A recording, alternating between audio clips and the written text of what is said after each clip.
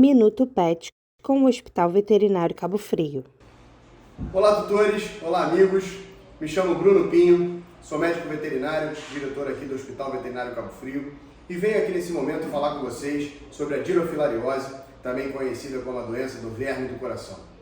Infelizmente, aqui na nossa região litorânea, conhecida também como região dos lagos, a gente está vivendo um momento muito ruim para essa doença, tá? A gente sempre teve aqui uma casuística muito alta, mas nesses últimos anos ela vem aumentando realmente com uma dinâmica altíssima, a ponto de chamar a atenção de diversas entidades, relacionadas à dirofilariose. A dirofilariose nada mais é do que uma doença causada pela picada do mosquito. Mosquito esse que vive muito abrangentemente na nossa região. Então é difícil que a gente faça uma prevenção somente isentando picadas de mosquito, porque o mosquito ele invade a nossa casa, seja apartamento, seja casa. Muitos tutores têm essa dúvida de mas meu animal não vai pegar porque ele mora em apartamento. Bom, os mosquitos vão lá da mesma forma, tá? E quanto mais animais positivos na cidade, mais chance de transmissão, porque esse mosquito ele pica aquele animal que está contaminado, ingere uma larva do verme, há uma modificação dentro desse organismo do mosquito e ele ali começa a passar essa doença para outros animais, principalmente cães, tá? Eu vou abordar isso com vocês mais na frente, que não é uma doença específica de cães, mas os cães hoje são os que mais sofrem com essa doença.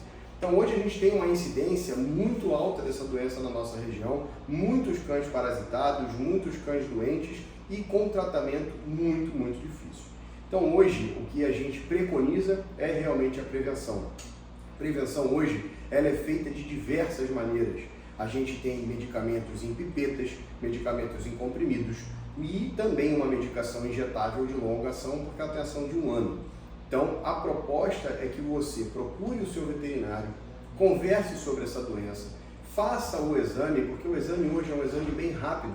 Com uma gotinha de sangue a gente consegue em coisa de 10, 15 minutos determinar se esse animal tem esse verme ou não.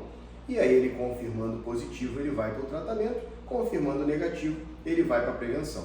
Agora, a prevenção, se for usada em nível de pipetas ou comprimidos, ela deve ser feita mensal o resto da vida do animal. E se ela for feita nessa via injetável, 1 vez por ano, tá? Então a prevenção, repetindo, é a melhor coisa. Como que essa doença se apresenta no seu animal? Ele principalmente vai deixar de fazer grandes esforços. Então aquele animal que está mais apático, está relutante ao exercício, prefere ficar deitado, perde um pouco do apetite e em vias de mais vermes que tenham nesse coração, ele começa a apresentar sintomas mais graves, que aí você tem a tosse, que é uma tosse contínua, que normalmente piora à noite, você tem o aumento do volume abdominal, que é o líquido ascítico, edema dos membros, as patas ficam inchadas, e quando você pega um animal nesse estágio, aí realmente o tratamento é mais difícil, tá? Há muitos anos atrás, a gente usava uma droga que a gente injetava direto na coluna do animal e esse animal não poderia se mexer porque esses vermes morriam todos de uma vez e na morte desses vermes, na grande maioria das vezes, os cães morriam também porque entupiam os vasos e esses animais acabavam morrendo.